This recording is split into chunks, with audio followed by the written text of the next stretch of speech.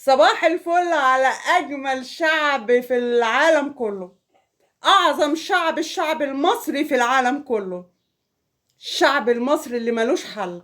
الشعب المصري اللي ربنا بيبعت له خيرات من حيث لا يدري. العالم كله بيولع في بعض واحنا قاعدين مروقين دماغنا، ولادنا واخواتنا واقفين لنا على الحدود بيحمونا، ورئيسنا بيفتح لنا مشاريع، رئيس الوزراء بيفتح لنا مصانع. عايزين نشغل الشباب، عايزين نطور بلدنا. رئيسنا عمل لنا بنية تحتية مش في أي دولة عربية ولا حتى أوروبية. نقول تحيا مصر يا أجمل شعب في العالم. رب العالمين يما بيكرم بيكرم، رب العالمين يما بيكون فيكون، رب العالمين يما بينصر شعبه بينصر.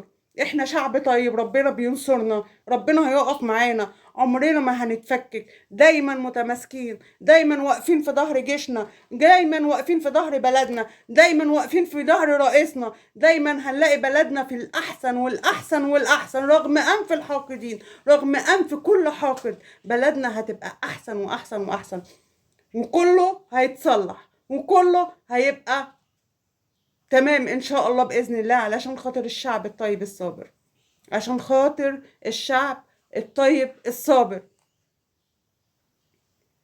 اجمل شعب في الدنيا، رب العالمين، رب العالمين من حبه في الشعب المصري وطيبة الشعب المصري وهبوا لكلمة مصر تتكتب في القرآن 3 مرات. شعب مصر الطيب اتذكر في القرآن، اسم مصر اتذكرت في القرآن، أرض الكنانة، أرض الفيروز اتذكرت في القرآن الكريم.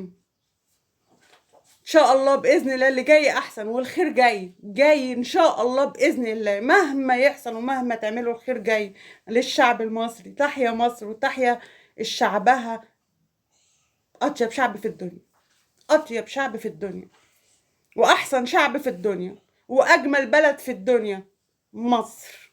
تحيا مصر، وتحيا رئيسنا عبد الفتاح السيسي، وتحيا جيشنا العظيم اللي واقف لنا على الحدود بيحمينا، بيحمي المصريين. تحيا مصر.